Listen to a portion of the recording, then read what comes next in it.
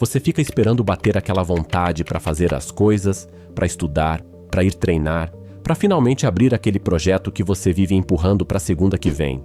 Só que ela não bate. O dia passa, você não faz nada, e ainda sobra aquela sensação chata de que você deve ser a pessoa sem força de vontade da história. E se o problema nunca tenha sido a sua vontade, e sim o momento em que você fica esperando ela aparecer?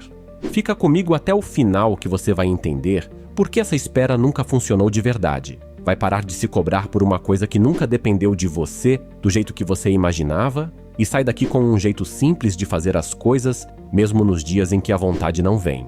E se você já cansou desse ciclo de prometer para segunda-feira nova e chegar na quarta do mesmo jeito, já curte esse vídeo e se inscreve aqui no canal pra gente seguir destravando isso juntos, porque tem muito mais coisa que ninguém te conta sobre esse assunto. Bora! Quase todo mundo cresce acreditando numa ordem que parece óbvia. Primeiro vem a vontade, depois vem a ação. Você espera sentir aquela disposição, aquele estalo interno, para só então se mexer. E essa ideia parece fazer sentido, porque nas raras vezes em que você sente vontade de verdade, fazer a coisa fica fácil, quase automático. Então, seu cérebro conclui que esse é o caminho certo, que basta esperar o momento certo, o dia inspirado, a semana em que você vai acordar diferente. O problema é que esse momento raramente chega, e quando chega, dura pouco. Você fica meses esperando sentir vontade de organizar a casa, de estudar para aquela prova, de procurar um emprego novo, e nesse tempo todo a única coisa que cresce é a culpa, porque você olha para os outros fazendo as coisas e pensa que eles têm alguma força de vontade que você não tem.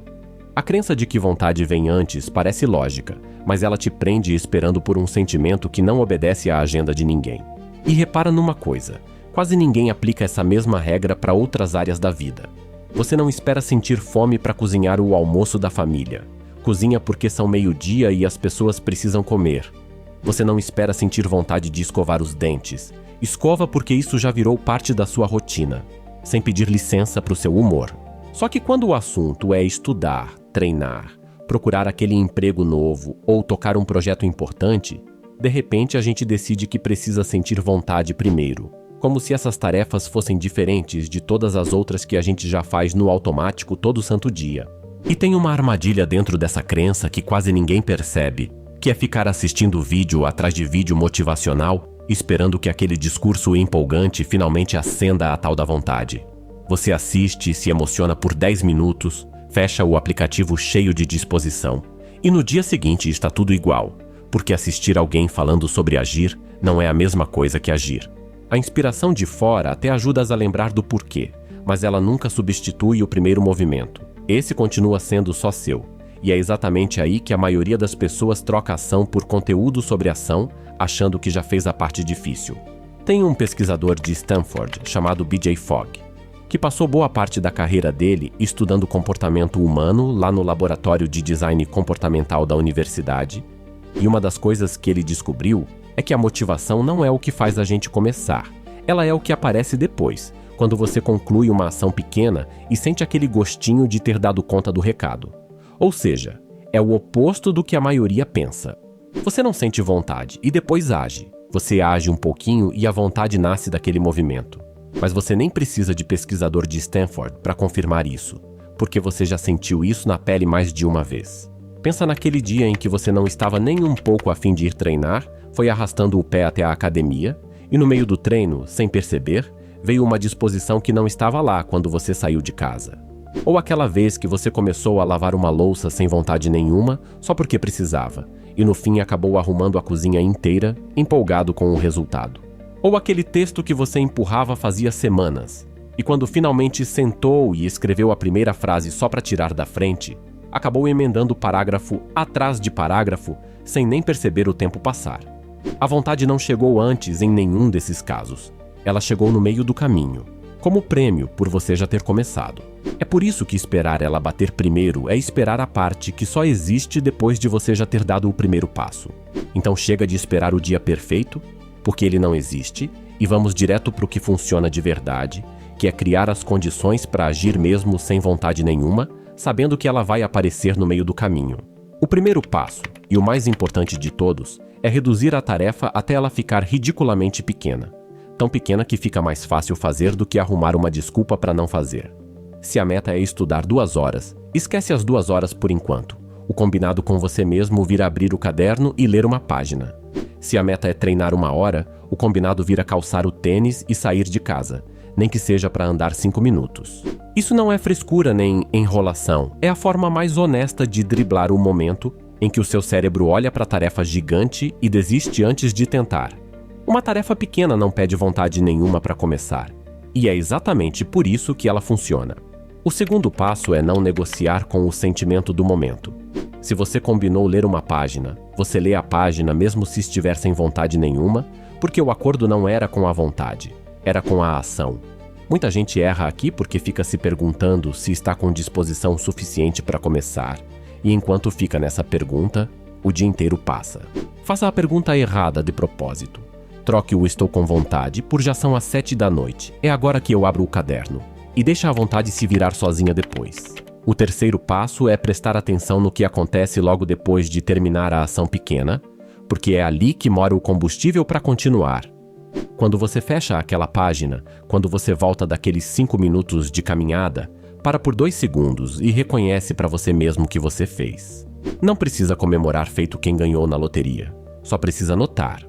Esse reconhecimento rápido é o que grava na sua cabeça que aquele comportamento vale a pena repetir. E é isso que transforma uma ação pequena, isolada, numa rotina que se sustenta sozinha com o tempo. O quarto passo é amarrar essa ação pequena a algo que você já faz todo dia, para ela não depender de lembrança nem de disposição extra. Se você já toma café de manhã, o caderno fica do lado da xícara. Se você já escova os dentes à noite, o tênis de treino fica do lado da pia. A ideia é tirar da sua frente qualquer decisão a mais, porque cada decisão extra é mais uma chance de você esperar sentir vontade antes de agir, e a gente já sabe que essa espera não leva a lugar nenhum. O quinto passo é arrumar o ambiente na noite anterior, para você não gastar a pouca disposição que tem logo de manhã decidindo onde estão as coisas. Separa a roupa de treino em cima da cadeira, deixa o material de estudo aberto em cima da mesa, guarda o caderno de anotações fechado do jeito que você vai abrir de novo amanhã. Parece detalhe pequeno, mas cada obstáculo que você tira do caminho hoje à noite é uma desculpa a menos disponível para você amanhã de manhã. E desculpa é basicamente o principal produto que a sua cabeça fabrica quando está esperando sentir vontade. Quanto menos decisão sobrar para a manhã seguinte, menos espaço sobra também para aquela vozinha que pergunta se você está mesmo a fim de fazer isso agora. Agora, talvez você esteja pensando numa situação em que não dá para reduzir a tarefa, tipo aquele relatório que precisa estar pronto amanhã de manhã, ou aquela prova decisiva que não pode esperar. Mesmo nesses casos, o princípio continua o mesmo, só muda o tamanho do primeiro movimento. Você não precisa sentar e escrever o relatório inteiro de uma vez. Você só precisa abrir o arquivo e escrever o título, ou a primeira frase, mesmo sabendo que vai apagar e reescrever depois. Você não precisa estudar a matéria toda de uma sentada. Você só precisa abrir o material e ler o primeiro parágrafo. O tamanho da tarefa final não muda, mas o tamanho do primeiro passo sempre pode ficar pequeno o suficiente para você conseguir dar ele mesmo sem vontade nenhuma. E uma vez que você está dentro da tarefa, o resto costuma vir sozinho. O sexto passo é dar uma olhada rápida na sua semana, sem cobrança, só para enxergar o que já mudou. Às vezes, a gente foca tanto no que ainda falta fazer que esquece de notar que já são 5 dias seguidos abrindo o caderno, ou 3 treinos na semana que antes não existiam. Esse olhar rápido no fim de semana, sem precisar de planilha nem de aplicativo, é o que mantém você repetindo o processo nas próximas semanas, porque mostra para sua própria cabeça que o pequeno esforço diário está virando alguma coisa concreta, mesmo que ainda pareça pouco perto da meta final. E vale ser honesto com você aqui, esse processo não é mágico e não é a prova de falha. Vai ter dia que você vai esquecer, vai ter dia que vai pular.